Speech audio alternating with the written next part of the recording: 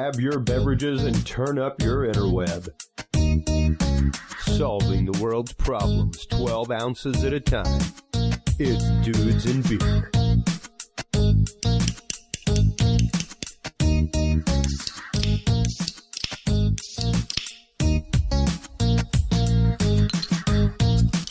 Well, hello everybody, and welcome to episode 298 of the Dudes and Beer podcast.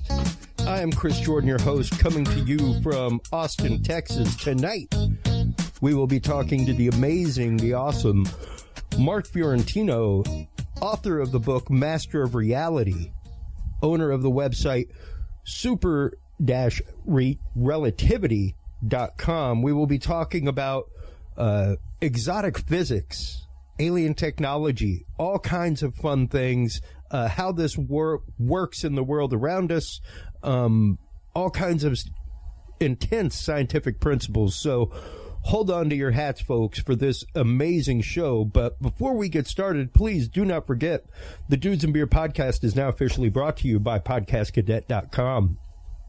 If you're a fan of podcasting like I am, want to start up a podcast for yourself, friends, family, fun, church, school, business, whatever, stop on by podcastcadet.com today. That is the website that you want to go to. One-on-one podcast training is what they provide. Everything from one-on-one consultation on the technology that you need to use, how to distribute, how to monetize, how to brand your show. They hook you up one-on-one with individuals in the podcasting space, in the podcasting world, who are specialized in these industries. Everything from A to Z, soup to nuts, that is what they provide. You need a show edited, produced, posted for you. They can do that as well. Stop on by today. Podcastcadet.com is the website. Dudes20 is the code that you want to use to save 20%. Our guest tonight, author of the amazing book, I've got it here on my Kindle, Master of Reality, Mark Fiorentino, is with us. He has a great story to tell us and a fantastic theory about relativity and a unified field theory. So welcome to the show, Mark. How are you today, sir? Hello, thank you for having me. Absolutely. Thank you so much for taking the time to be on tonight and talk about this intense topic. I have been going through over the last probably 3-4 days and reading through Master of Reality. And some of the concepts that it puts forth are really forward thinking when it comes to the way that physics is working, the way that quantum physics and, quantum mechanics are actually proving a lot of this. So before we get started and really start kind of cracking the nut, go ahead and introduce yourself to our audience, how you came to write the book Master of Reality, and a little bit about yourself. Hi, sure. Well, I started the book right after I retired. On the first day of retirement, I started writing the book. I had many ideas and notes over the years. My whole lifetime, I spent basically working on it on the side, just for fun. It was like a hobby. I was very interested in science, physics, especially Albert Einstein. I was introduced to him very early on in my life. About the age of 10, to be precise. And I basically deeply admired him and his work, and especially his ideas concerning the unified field theory. When I first read about it, I was just amazed by it. I was entranced. I thought it was the best idea I ever heard, and I couldn't get it out of my head as a kid. And so everything that I read in science and I'm watching on TV and reading in UFO books or whatever, I tried to apply, well, how does this fit into the unified field theory? I was especially interested in the anti-gravity aspects, because I thought certainly gravity and anti-gravity, if it exists, which appears it does, must fit into the unified field theory. And that's not even something that Einstein was working on. Back in his day, that was not seriously considered as something that is possible.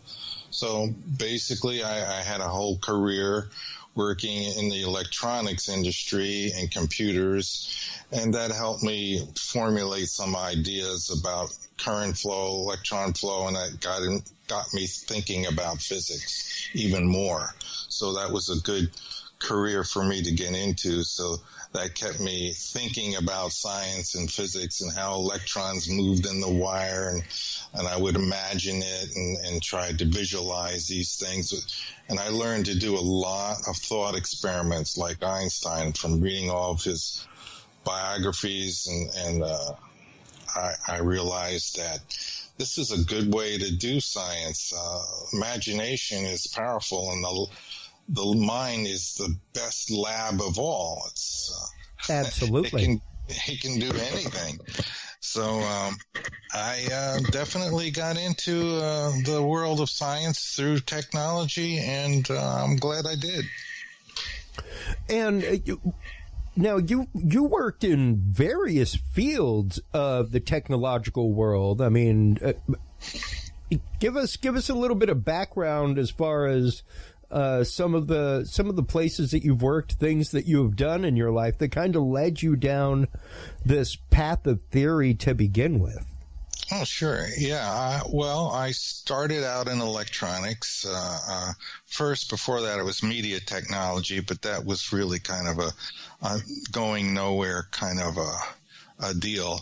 So I got out of that and then went back to school and studied electronics.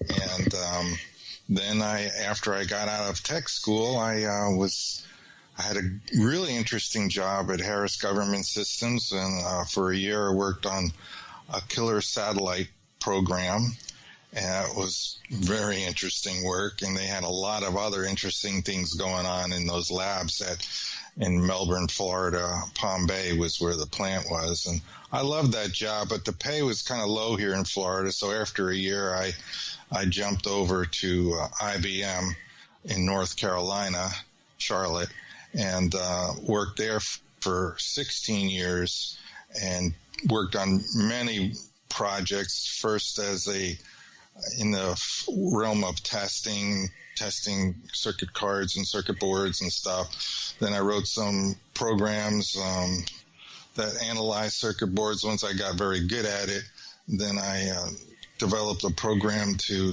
simulate my thoughts and processes to help the other people solve problems and fix cards faster, and I received a very large award for that because it was a very successful program. Saved the company a lot of money. I'll bet. And it could fix cards that nobody could fix, and they were going to get scrapped otherwise.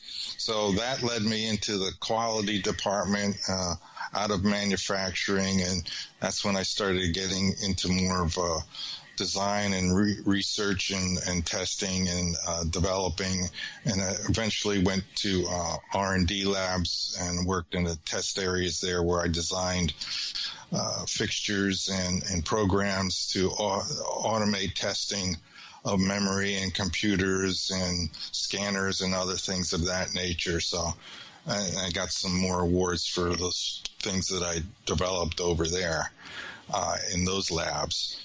And then came back to Florida, worked in ImageSoft for a while. It was a very nice company, very interesting software company, and eventually semi-retired back to where I live now in Winter Haven and worked in an IT department for the final few years of my life, and then retired. And that's when you find yourself really, like you were saying, coming to a head with this, and with the final throes of just finishing a book, because you have the time to finish it now. But your years of work is what fascinated me, and especially there's a story that you shared in Master of Reality, a problem-solving story about how you helped a gentleman earn his master's degree with a geometric problem solving that you basically used. Explain, because I think that really kind of number one, the way it seemed to me in the book was very much an aha moment for you. Yes, definitely. That even though you had processed data like this your whole life, it was the first time that you ever realized, wait a minute, I do this in a different way than other people. Exactly right. I noticed a pattern in his equation that he just didn't see. He had several degrees solved already, because this was an equation that evolved, because each dimension it had to grow. So there would be a new solution for each dimension, which would be in modulo 2 mathematics or binary mathematics.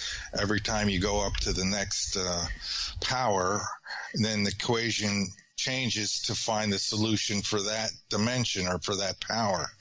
So he had it solved for the first 3 dimensions. And I saw a geometric pattern in the equation, which is very different thinking than most. They would never have, I don't think anybody would have ever thought to look for a geometric pattern in the structure of the equation. But yeah. I just said, oh, I get this. This is going to be a symmetrical geometric thing that could probably be easily solved no matter what the dimension. And as you go up higher, when you get to binary 2 of the 20th power, I mean, the possibilities for that equation go into the millions. Yeah. So to try and solve that brute force with a computer would take days or weeks. And, I was able to go up from the 3rd dimension all the way up to the 8th or 9th. Wow. In a matter of a couple hours. Basically saying, okay, the pattern is going to look like this now, and this next one to be symmetrical, it'll look like this. And so, and I had wrote a little program to test them out real quick to make sure I was getting it right. And they kept checking, and the higher the dimension went, the faster I was solving wow. the equations. So then I brought it to him the next day, and Tom was very excited when he saw it. He says, I knew you could solve it. Something told me. And then he went to his professor, and his professor said it was new math, congratulating him. This is nothing that was known before. And so when I heard that, I couldn't sleep that night. I was so excited, because only the greats in history discover new math. Yeah. Einstein, Newton. Well, even and what I love, because I myself am in the field of audiovisual, and one of the catchphrases we have in the video department is "pixels are a beautiful thing." Like, the power of the pixel is absolutely amazing, but you really do have to understand that geometric math that you're talking about in order to break that down. And even here recently, one of my favorite scientists, Mandelbrot, just celebrated his birthday. And without him, folks, we would not have fractal geometry. So this is really like what you discovered was really verging on that kind of equation and technology and repetitive nature of geometric patterns. Yeah, it was an evolutionary kind of formula, a math formula. It evolves with each dimension as it goes higher in a simple geometric pattern. Yeah.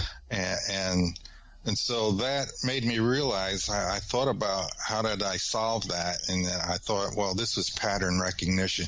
To me, this was nothing more than a sophisticated SAT question. The ones where they have a dot and a square and a line, and then a square and a line and a dot, and it's one of those kind of questions. And the trick is to predict which pattern is the next pattern that's going to, make sense with the other ones. And so I finally I got suspicious when I started thinking about it. I says, I'm a pretty ordinary guy. I don't really classify myself as a genius. How did I manage to do this solution? And how did I manage to do this with the unified field theory solution? Because I'm pretty much an ordinary guy that seems to have been able to accomplish an extraordinary thing. So I did test myself online, I says, well, the thing you seem to be able to do best is pattern recognition. Sure. So I went and did a test. I shouldn't have done it when I was so tired, because I fell asleep during the test twice. Hope that didn't damage my score, but I still managed to score 141 IQ for pattern recognition. Wow. So that makes sense to me. I should be better than average at that. Well, and what that really comes to play into whenever you're talking about computing and technology, like that utterly has to play into the world of graphics, graphic generation. Just like I was saying, until fractal geometry was discovered in the way that it was, where it was like, wait a minute, a pine tree is an example of a fractal. A sunflower is an example of a fractal.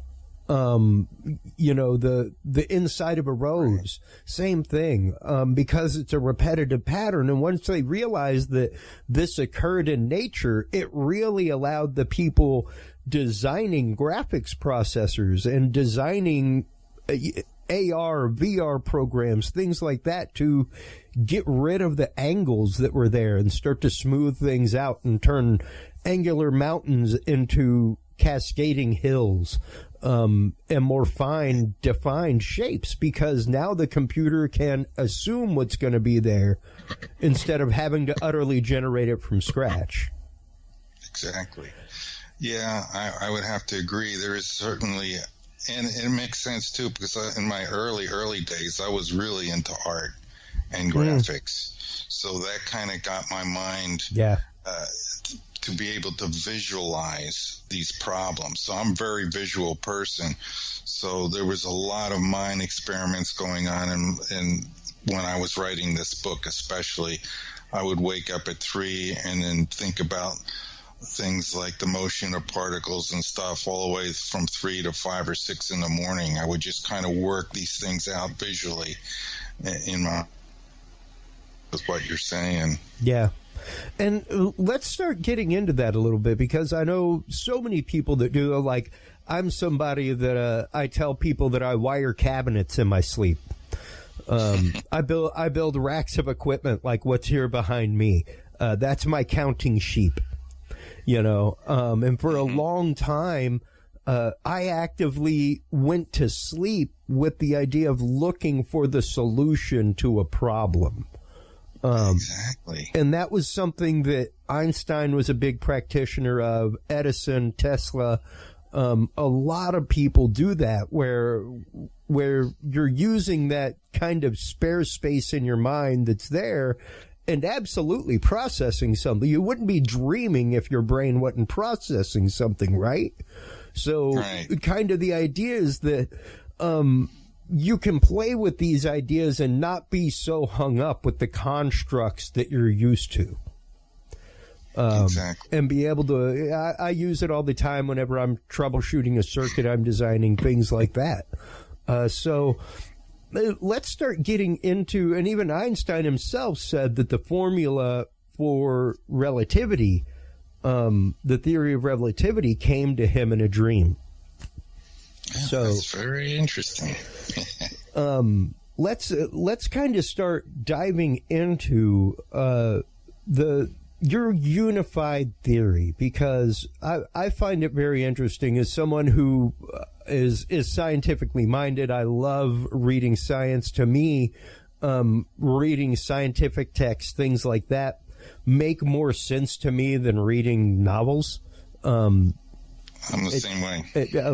I just grew up reading instruction manuals and crazy books at the library when I was a kid, because that was my hobby. That's what I did. I tinkered with circuits. I played around with them, and it became a natural thing for me later to move into this realm. And I think so many people have that propensity. They just aren't encouraged to follow it. So, what was it that encouraged you to start following this path of the unified theory of relativity that you have formulated? It started really,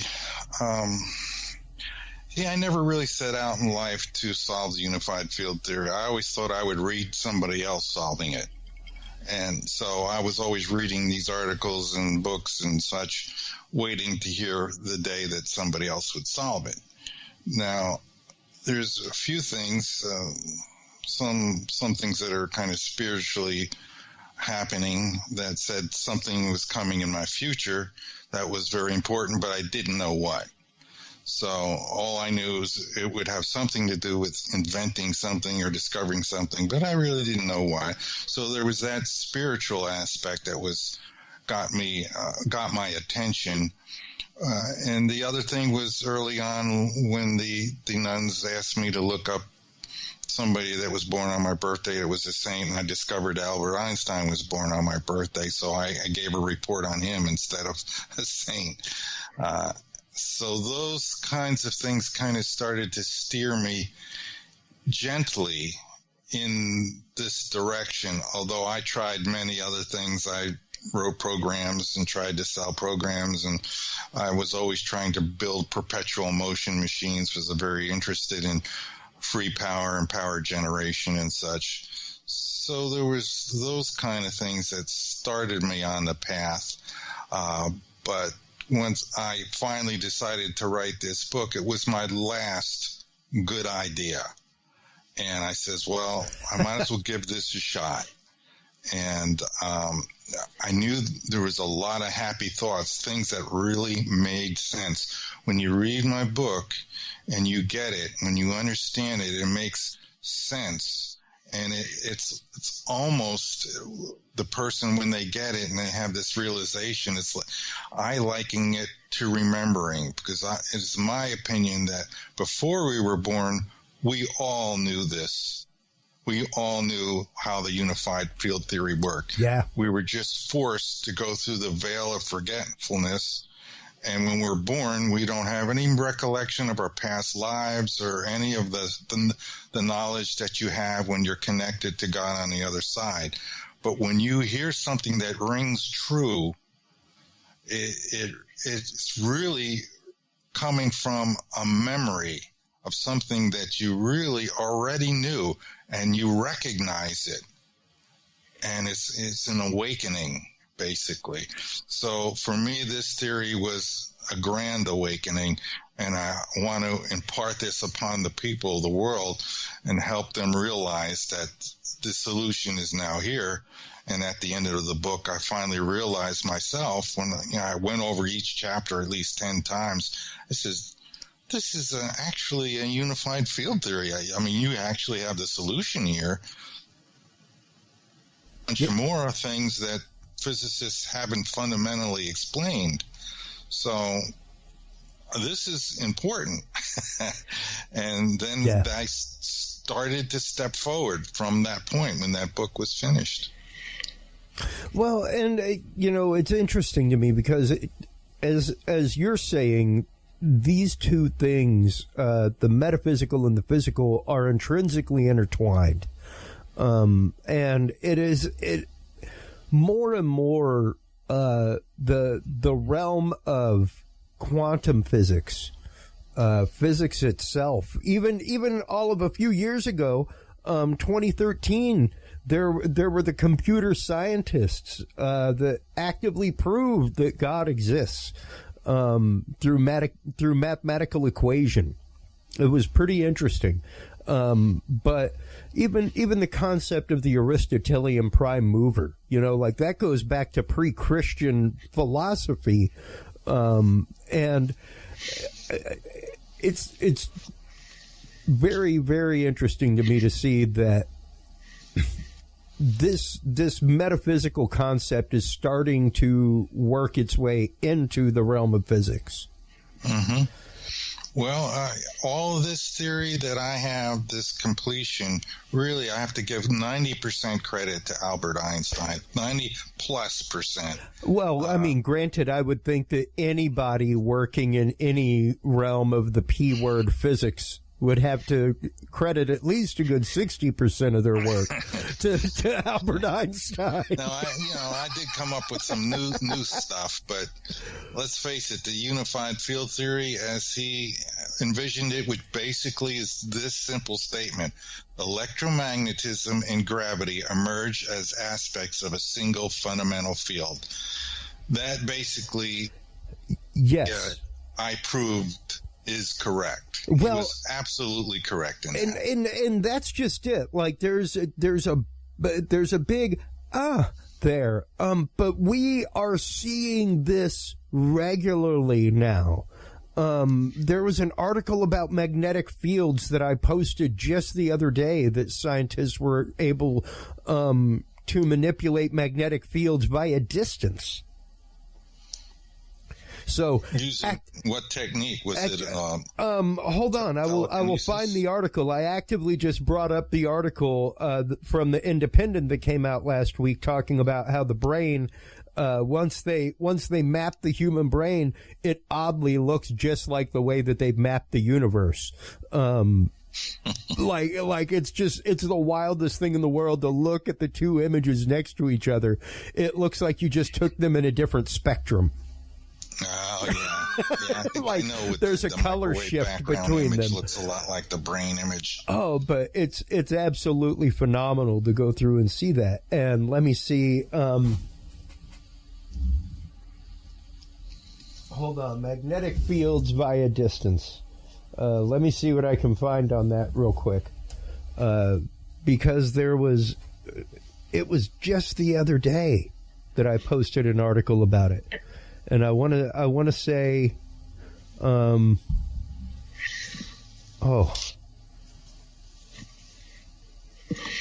because that was a huge breakthrough. The fact that they were able to manipulate a magnetic field from a distant place using their thoughts. I'm not sure. Hold on. I don't know if it was via thought.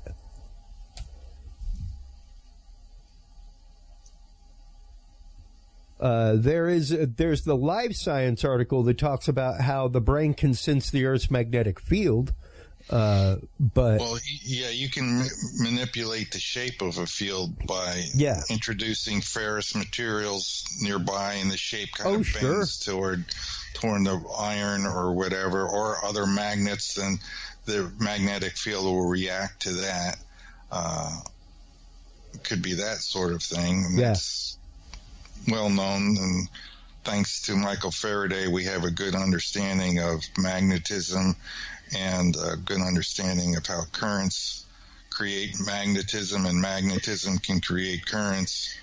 The whole electromagnetic process, which I was able to use in my book thanks to Faraday and Maxwell. There was another breakthrough I had in my book concerning electromagnetism and the motion of particles. Well, it all comes down to the motion of particles. That's the key thing that unites electromagnetism to gravity. Well, let's start getting into that a little bit real quick. How is it that, because of course we know the theory of relativity and the concept of theoretical space, all that kind of stuff. But how is it that magnetism, and I think a lot of people don't realize how key magnetism is to electronics, electricity, everything, and the fact that even Nikola Tesla used the term ether, and we'll kind of get into that with you some this evening, because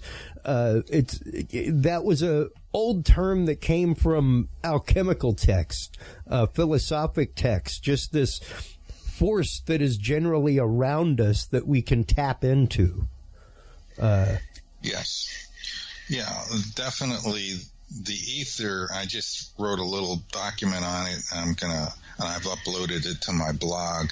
Does the ether exist? Mm-hmm. The ether is absolutely primary in my theory, and it really was primary in Einstein's theory, other than the brief period when he came out with special relativity. Yeah. And in my book, you'll eventually get to those chapters where I break down why he abandoned the theory during that time period.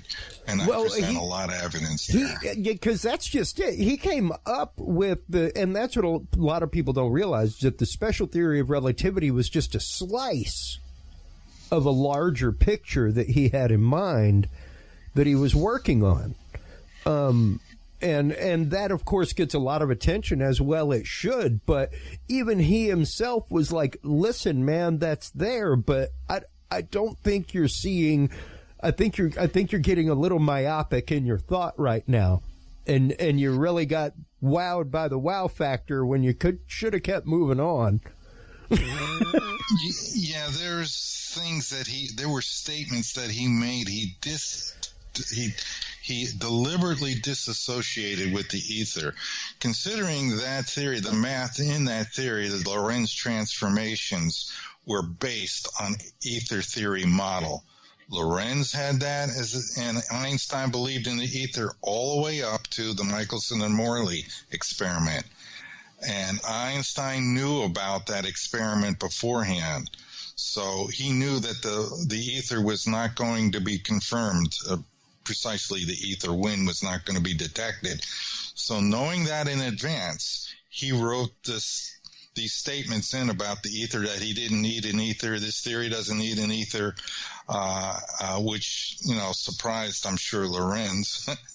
and it's surprising in that the equations all really were based on an ether model and the motion of the electron through the ether model.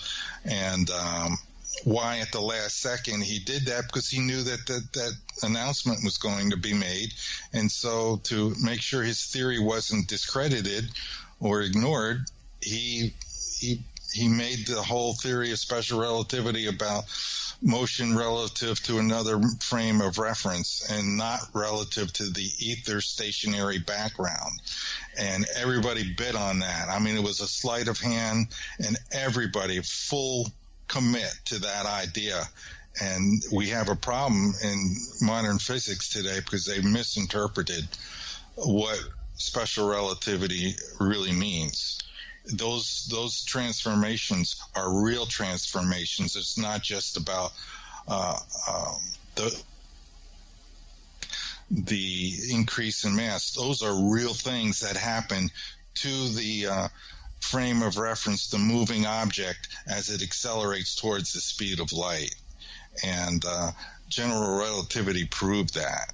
And he used special relativity to develop general relativity, and it's what he called his happiest thought. And the ether is really crucial to solving the unified field theory. You have to realize that it really does exist, and it plays the major role in everything in development. Like you're wondering about magnetism. Well, let's go into that for a moment. What is magnetism? Well, it's one of the three primary forces of nature. Magnetism occurs, and pay close attention to this because this is right at the core of fundamental physics. And so what is magnetism? Magnetism happens as a result of moving charge.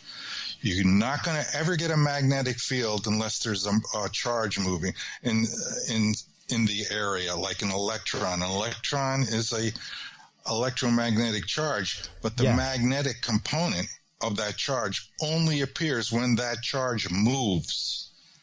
And that's part of the main part of how we're going to get to the unification of all forces. That when the charge moves, since the charge is a twist of space, an electrostatic twist of space, it's a field, a different type of bending of space, and the space I'm talking about is the ether.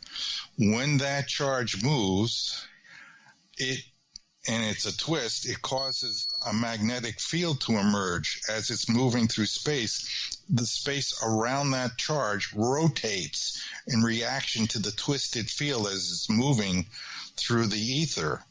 So it makes clear and perfect sense now that the magnetism is nothing more than the rotational reaction of the ether to a moving charge.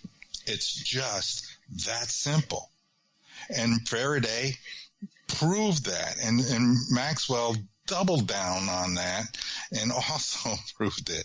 So that's what really how magnets work. It's just that they have charges moving in a specific coherent pattern within the metal of the magnet that creates the magnetic field, and it persists. As long as those charges within that magnet are moving in that circular pattern, you're going to get magnetic fields. And whenever an electron moves in a wire, it emits the magnetic field as it's moving. So that's all right. Really, that's all what magnetism is. It's just that simple. Yeah. And I mean, it's funny because it's, it can be a purposeful product, but it's really a byproduct that we could be using and reusing to generate energy, all kinds of good stuff. Yes, of course. Yes. I mean, our whole principle of generating energy to begin with comes off of harnessing electromagnetic energy, and turning huge turbines that are just motors in reverse. Instead of using electricity to turn the motor, you're turning the motor and generating electricity by moving the magnets brush by the coils of wire, and whenever that happens, current flows. Yeah. And it's part of the pattern that needed to be recognized. So the key to unifying gravity has to come from the same mechanical mechanism. It's really almost all goes all the way back to Newton.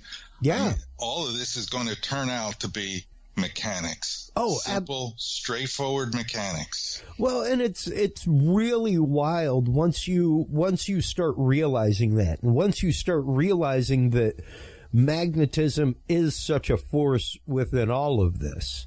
I know Tesla did a lot of work in that realm. As far as, I mean, everything that we basically use to harness, produce, and transport electricity as of right now is all based on the patents of Nikola Tesla. Tesla was a genius of amazing powers. He was a visionary, and he had really mastered the whole electromagnetic. He had a deep understanding of how they work. That's how he was able to develop these new machines, because he knew what was kind of going on at a deep level. He certainly understood the relationships of electrostatic charge and how it works, and magnetism. Yeah. And he created all kinds of stuff, including the radio, which he didn't initially get credited for. Yep. As Marconi did, but Marconi's designs were actually would not have happened without Tesla's work. Yeah, and he was eventually, after his death, I think he was granted the patents for the radio and so forth.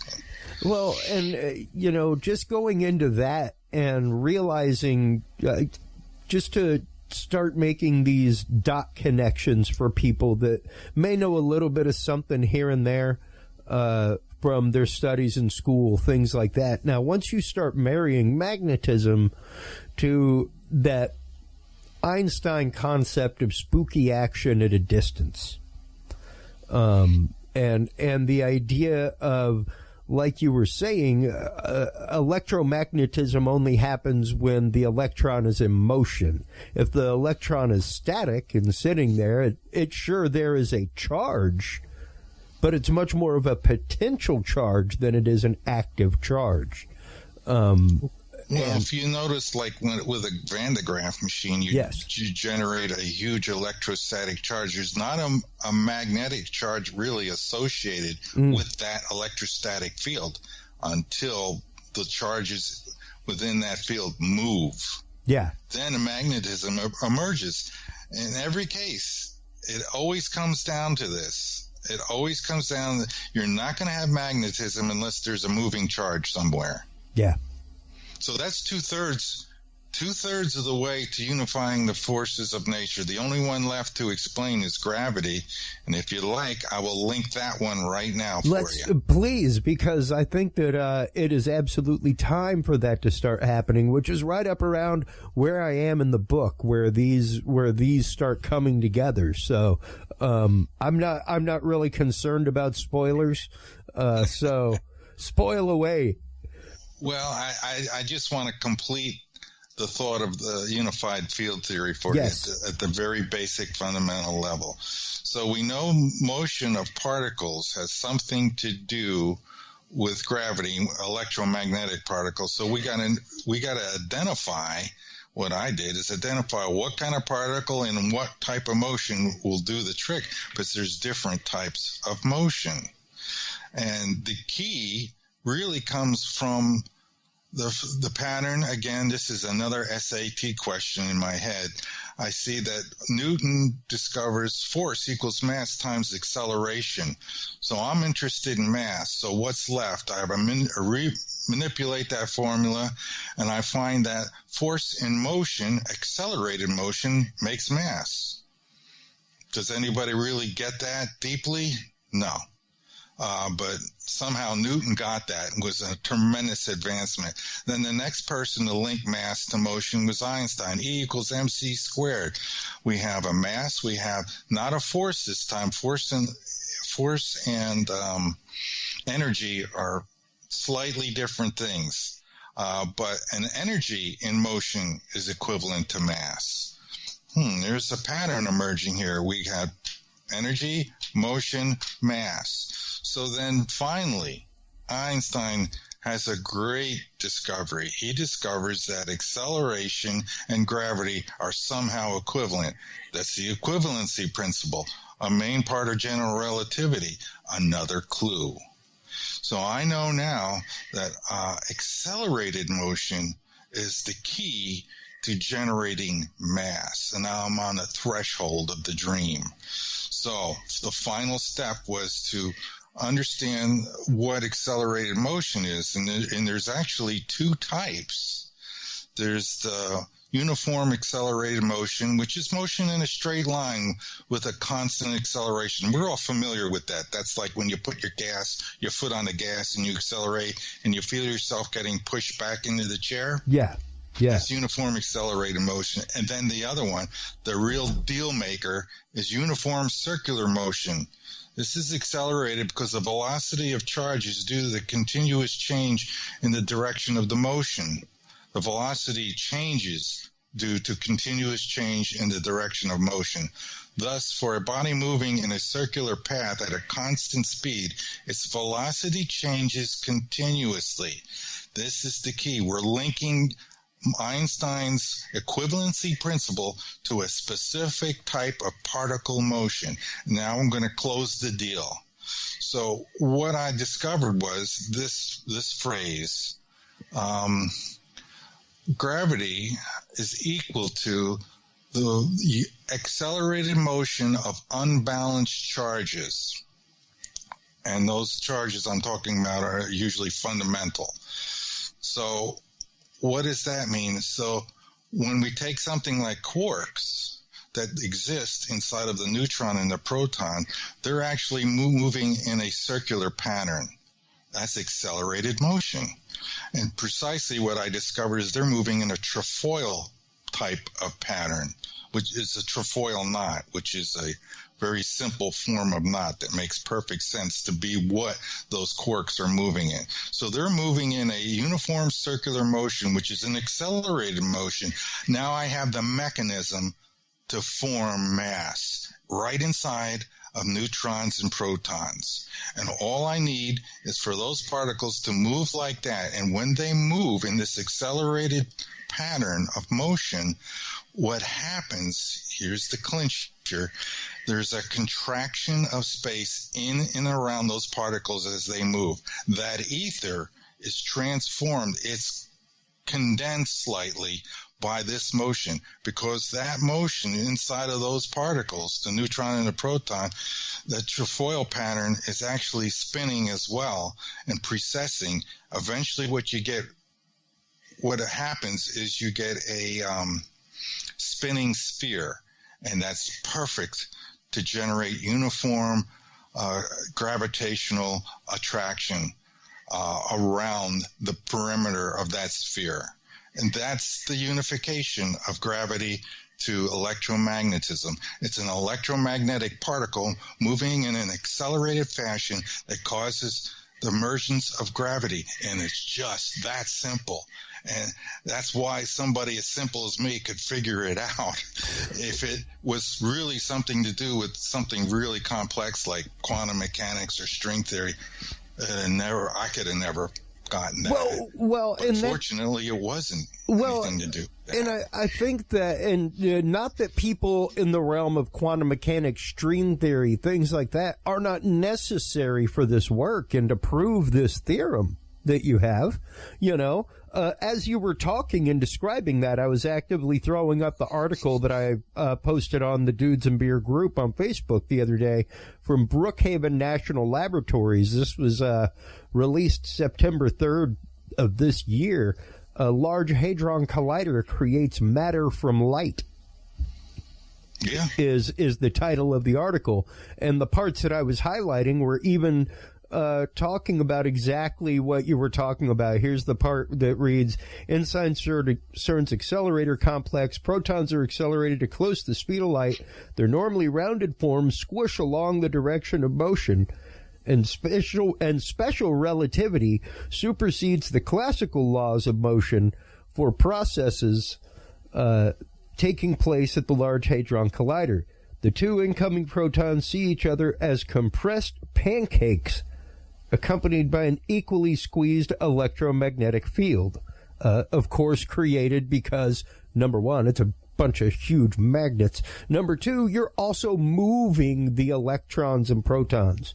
You're moving these things. So once you get them moving, they're going to create an electromagnetic field of their own. I would agree with 90% of what's said there. Now, granted, that's just a snippet. 100%, but that's just certainly 90%. That's just a snippet. They're definitely flattened out. They have the right image, the true image of what's happening. And I'm glad that they're considering special relativity when they accelerate those particles to the speed of light. Well, yeah, and I mean, even the next part where it talks about the protons graze each other, their squished electromagnetic fields intersect. These fields skip the classical amplify etiquette, which is if you put two beams of light together, it makes an equivalently brighter beam of light. But because these two are grazing each other and not necessarily intersecting fully, these other special laws come into effect. And really interesting just to go through and, like I was saying, see that modern physics is backing up these concepts and theories that are there. Well, certainly some of them do, and it really what matters is the proper interpretation. Yes. If you don't get the proper interpretation, you get problems in understanding, and there's a lot of problems in quantum mechanics interpretation, especially quantum field theory. That's a mess, and that's not sensible, and everybody's complaining about it, and rightly so. There is a whole bunch of various field theories and quantum theories in general, interpretations, that there's so many of them. I'm very suspicious that there's something wrong already because you have more than one. And you got, maybe a half a dozen or more different theories about what's the cause of things in reality. Well, and not only that, but you've also got, as we talk about on this show regularly, that religion of science that is out there. Yes, that dogma. Just because it is only provable in this quantifiable way, it's not provable to us. Right. And to me, a lot of that needs to go out of the window. I think that people need to remember that that you are allowed to hypothesize anything in the world. You can. That's where theory and experiment and things like that come in to prove or disprove hypothesis. I'd like to finish up and link this final do it thoughts on unification of gravity. Absolutely. There's one last thing. It's called Einstein's Happiest Thought. It's in the book, Amir D. Excel's book, entitled God's Equation. And this plays right into what I was just saying. Remember how I said things accelerated, the electromagnetic particle accelerated, and it causes the contraction? Well, Einstein really kind of was the first guy to discover that.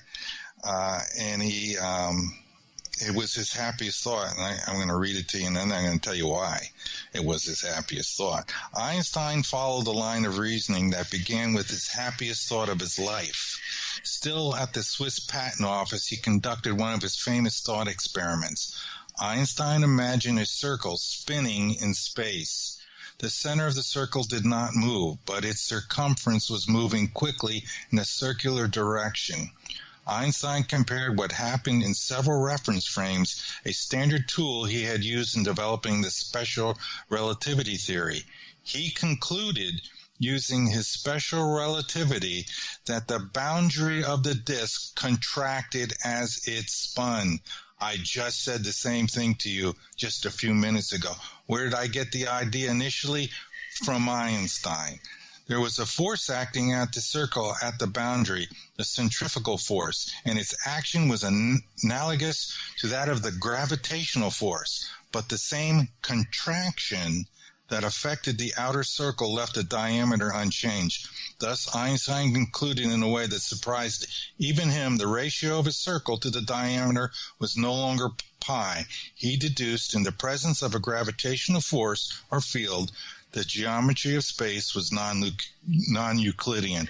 What does that mean? It was bent in a certain way. You can't bend something that doesn't exist.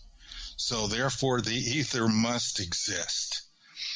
And it's his happiest thought because he realized the mechanical method for creating gravity. He just had to figure out exactly what was going on inside of neutrons and protons, but he didn't know because he didn't know they had quarks inside of them. He died 10 years before that discovery. Wow. So what I just presented to you is authoritative proof of how the theory of special relativity and my theory, super relativity, explain gravity. It comes from Einstein, basically, and I just worked out the details. And gravity plays into so many things. Gravity, without the specific gravity that we have here on this planet, we would not have life. Right. It plays into so much on so many levels. And that in and of itself, the gravity, one of my favorite shows in the world, my son watches it on Netflix. It's called Storybots. And one of their first shows, they actively just explain gravity to children, and the warping of space-time. And I was like, wow, this is great. This is a show for like 5-year-olds, man. And they are going into like the warping of space-time by objects and their mass. And it's like, wow, that's great. You know, like I was in my 20s before I knew that. That's awesome. So going into that and just looping back to what I was talking about earlier, that spooky action at a distance, that fact that there are other things within the ether and space that are connected to the physical. Yeah. Spooky action at a distance. That's a story I could spend 30, 40 minutes on to explain, because I had to try and reconcile that in order to prove Einstein right. You have to. And that's the thing, is that like it really is a noodle scratcher, because it without it you can't further in the work of Einstein. Yeah, because he's basically saying that can't really be possible, that somehow these particles are communicating at superluminal speeds, but not violating special relativity. And that goes because there was a false assumption made. And I call this type of false assumption referring confusion. You take a series of facts, and then you come up with the wrong conclusion. And basically, that's what everybody did where that experiment was concerned. The solution for that thing is remarkably simple. I could explain it. I don't know if you want to get into all of that, but there is no spooky action at a distance. Okay. That's the bottom line. All right. There is no spooky action. When you have particles that are, what's the term they use, entangled. Yes. What that really means is that when they were created, they had a relationship. Yes. One had a polarization one way, and one had the opposite polarization. And then they go out and they measure one, and then they say, well, I know this one now. When I measure the other one, I'll know what it is, because we know that they're oppositely polarized. Sure. And there's no magic there. There's magic when they say that the measuring of the one affects the other. It doesn't. And basically all that really happens there, and why things got confused, is they started running these particles through polarizers, and they were changing the statistical behavior and outcome of the experiment. And that change made the quantum mechanics equations work better than the standard probability equations that were the classical ones. Gotcha. So there's a slight difference. And they say that slight difference proves that there's spooky action at a distance, and the reality is non-local. Catastrophic misinterpretation of what happened. Really, all that happens is the statistics were changed. They used tuning parameters to adjust the equation so that the quantum mechanics formulas win in predicting the results of those experiments, because they account for the wave-like properties. Okay. They better account for the wave-like properties of particles that are entangled. So they get a result that's more accurate. They've interpreted that to mean there's spooky action at a distance. There is no spooky action at a distance. It was just the way the experiment was set up, and we've altered the outcome slightly. Whenever you interact with a particle, you change it. And it changed in a way that they could predict properly with their equations, and they misinterpreted it. That's my stand on it. Okay. And I spent years writing articles on that over and over. I tried to do the spooky action at a distance, and I conceived this whole method where they could possibly be literally physically entangled, and as they stretch apart, as that space between them stretches, it's communicating back and forth. As you tighten and stretch it, the speed of light changes, becomes faster between those two particles. It was nonsensical. I tried too hard. I bet into the apple just like everybody else and assumed that there was spooky action at it. Well, and it's a theory that I love. It's neat. Yeah, it's definitely neat. I mean, it's kind of like Schrodinger's cat, It's one that's thrown around a lot, and I love asking people in your world who have worked in your world about it. Because there's a lot of people that try to use it to explain a lot of things. But those things can be explained via other means to begin with. Mm-hmm. Yeah, well, I think I've got that explanation. Time will tell if somebody ever agrees and can back that up somehow. I suggest changes with the usage of the polarizers, if there's a way not to use polarizers, because there's interesting things that happen when Did you know that did you ever take sunglasses and two sunglasses that have polarized film in it and twist them until the light blanks out? Yeah. Well, that's not mysterious because you're just figuring that, you know, it's blocking half of the light at a certain angle and the other half when you twist it to 90 degrees. Well, if you add a third one at some 45-degree angle, the blocking stops and you get half the light back. That mystifies physicists because adding a third one should diminish the light. Should decrease the light. But it instead increases. And if you add another one, you might increase it some more. It depends on the angle that it's at. Yeah. And maybe somebody understands it out there. I haven't seen it yet. Well, and once again, that only comes right back to geometry. It just comes right full circle to the problem that you helped the gentleman solve so long ago. And exactly right. And that's what I think a lot of people have a problem grasping, Mark, is the literal fractal way in ways that this information is used, that this technology is used, that technology feeds off the information. It really is a continuous feed loop that is really amazing, and even to the point where now, all of a few years ago I used to love working the NVIDIA conference, and I sat there with... Love those video cards. Oh, yeah. Yeah, but it was wild to see what people were doing with them, where they were, like, live mapping the surface of the sun, you know, and trying to do, like, sunspot prediction, things like that. Just wild, amazing stuff. And when you hear one of the heads of Lockheed Martin come up and talking about how Moore's Law is getting ready to collapse... this was about 4 years ago, 3-4 years ago that conference happened. And they're already talking about it now, about the fact that, like, get ready for a whole new world of computing, folks.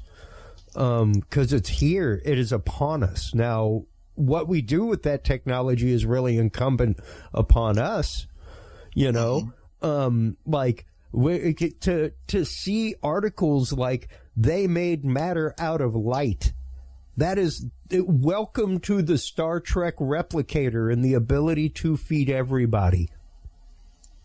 Yeah, well, if you crash two photons head on into each other, they make electrons and positrons. Yeah.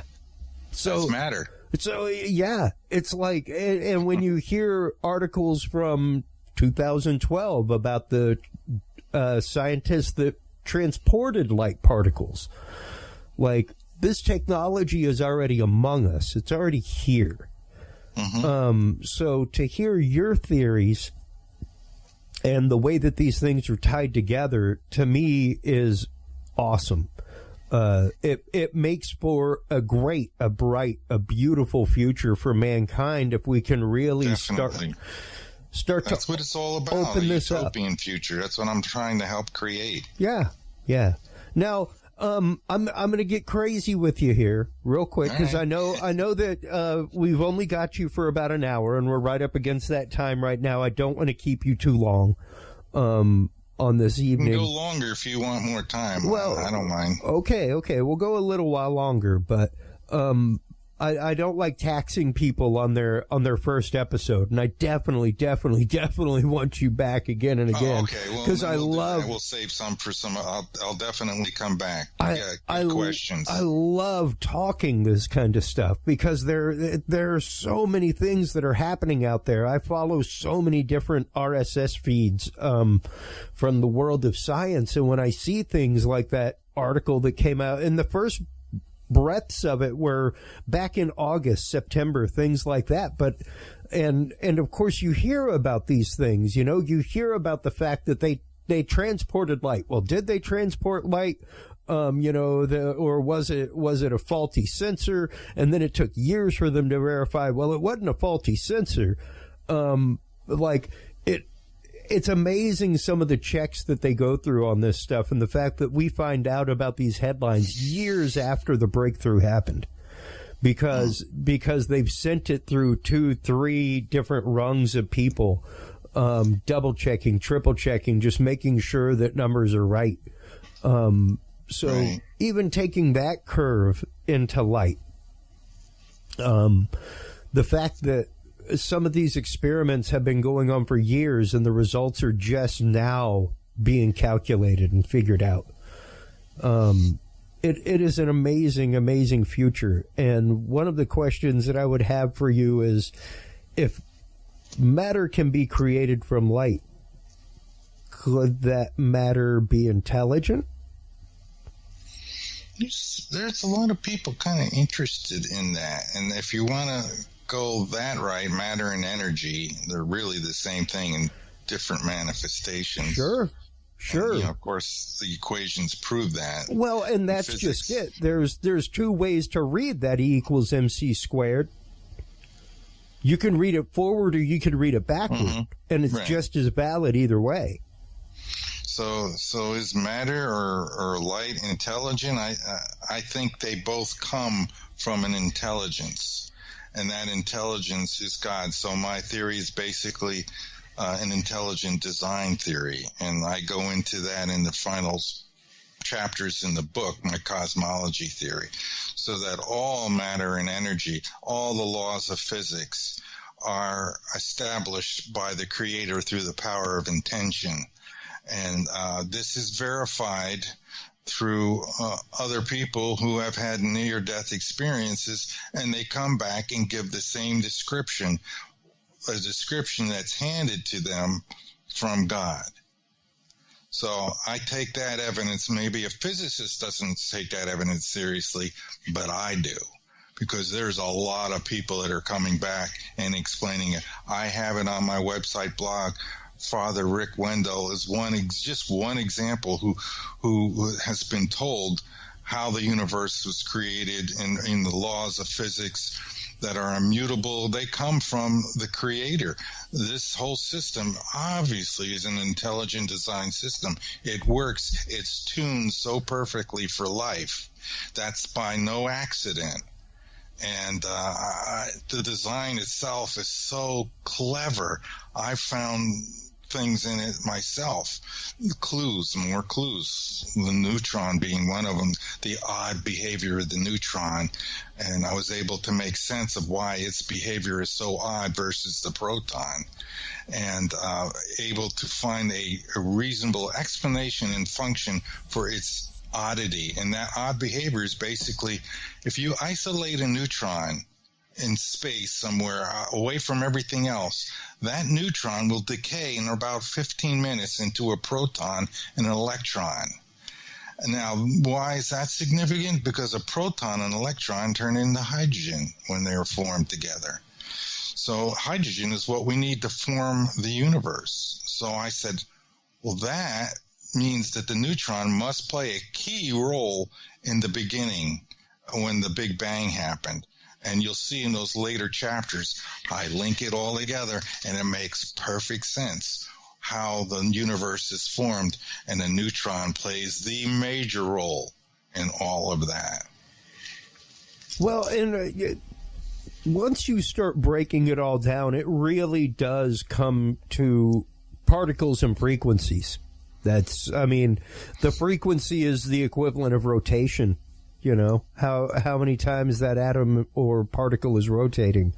And it's amazing what you can start achieving in the world. Even once you start looking at, and a lot of people call the man a little kooky, but the guy up in Canada, oh my God, he plays around with wild electronic fields and claims to be able to shift matter and move matter.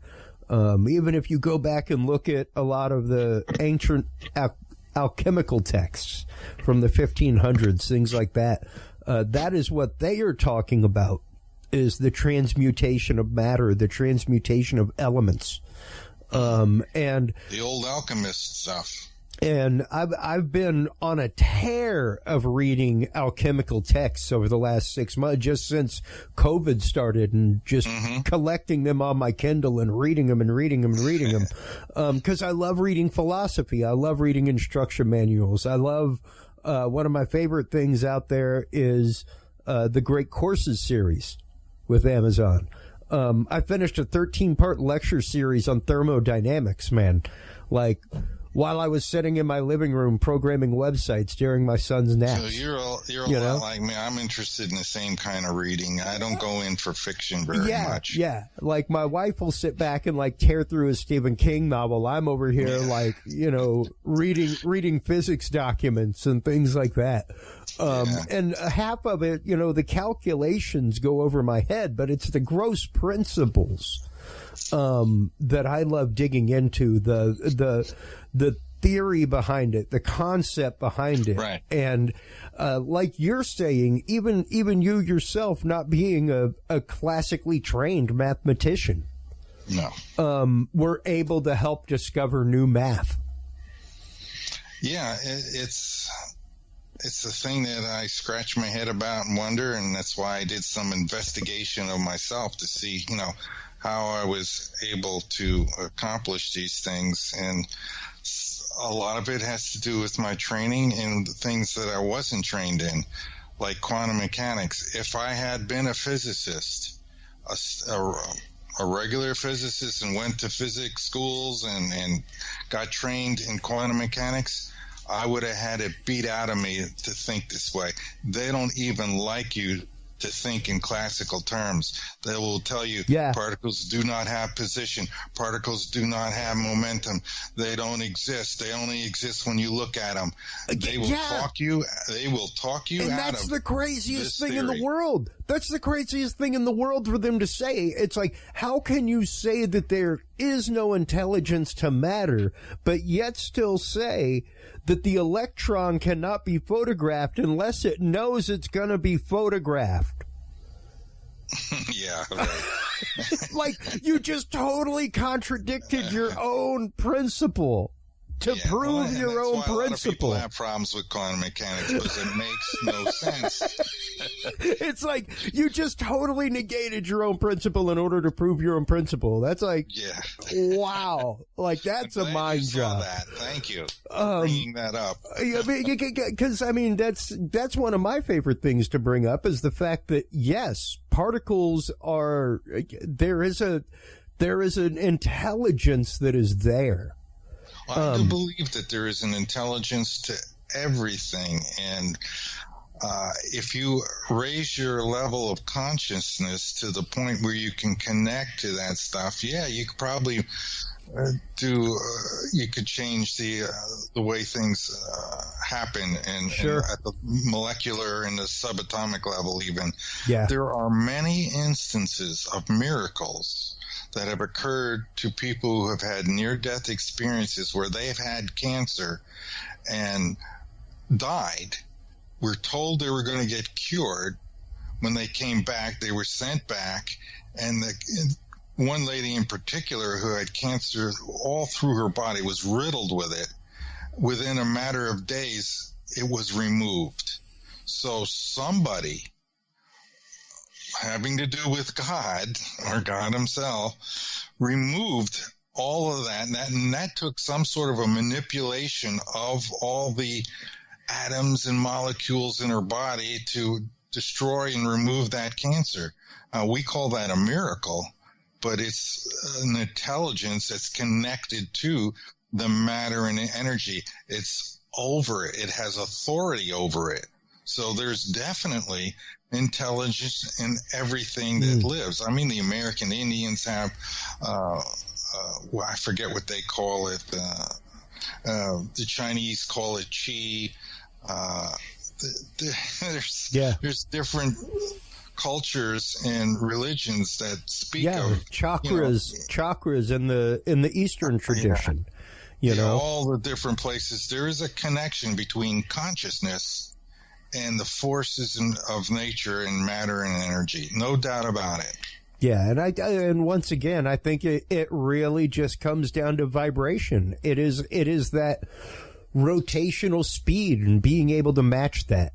You know, kind of for you nerds out there like me, kind of like the Flash, you know, the way that he can go up to a wall and touch it and vibrate his atoms at the same speed and pass through it.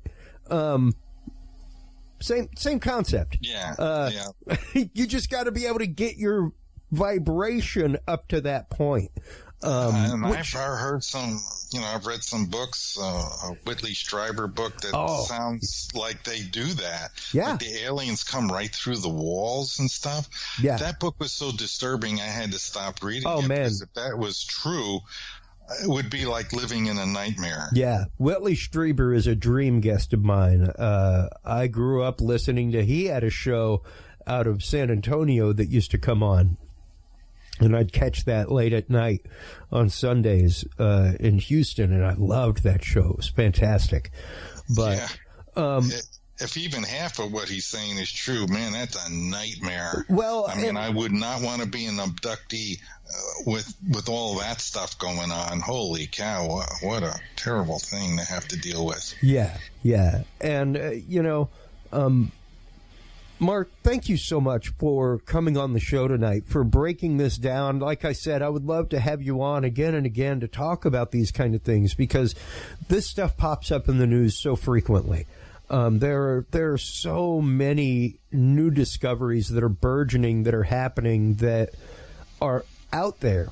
And I don't think that people are... It's not that I don't think that people are ready for it. It's that I'm not sure if people are ready for the speed at which this change could happen. That's right. There'll be a new normal in the world if what I have in my book comes true. If we accept that anti-gravity exists and start manufacturing these machines, the supercar will become possible.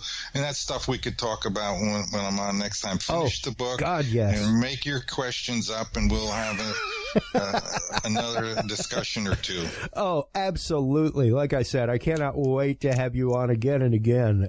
This has just been super fantastic. As I've been reading over the last few days, my noodle's just been cooking. So it's been great. Mark, thank you so much for coming on tonight. Tell everybody where they can go, of course, other than the Dudes and Beer store. Where can they go to get your book? Where can they go to catch up with your blog, everything else? That's on www.super-relativity.com, super-relativity.com.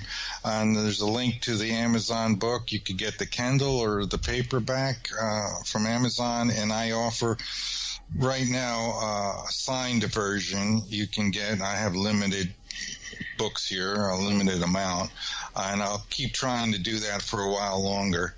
Nice. But it creates a lot of extra work for me. It does. That's why they're always in a limited number. But it's nice to have the contact, because I get to send them a letter thanking them for buying the book, which I can't do on Amazon. I have no idea who's buying the books. They don't give me any kind of statistics or facts of that type. I guess it's to protect. Well, you got one Kindle purchase from me. Yeah. Well, I'll put you on my mailing list. I'm going to try to start most definitely. Giving people, updates other than just Facebook is all I'm doing right now. Well, and the blog is fantastic as well. Make sure to go on by and check that out as well, folks. Yes. That is super-relativity.com/blog. That's where you can find all of these articles that Mark was referencing earlier about does the ether exist, about the magnetic fields that we were discussing. Oh man, I could do a whole episode on gravitational lensing and all that kind of stuff. So yes, until next time, please do hold the line, Mark, while we close things out. While you're online checking out all the fantastic work of Mark Fiorentino, make sure to stop on by dudesandbeer.com, folks. That is where you can find all of the episodes. That's where you can find the news you can use section. You can stop on by and check out all the platforms. There's like 30-something platforms. If you use a platform, to listen to podcasts that you do not see us on, let us know, and we'll get on there for you. Till next time, everybody, take care of yourselves, take care of each other. If you can't be good at it. We'll talk to you soon. Episode 300 coming up soon. Take care, everybody. Bye-bye.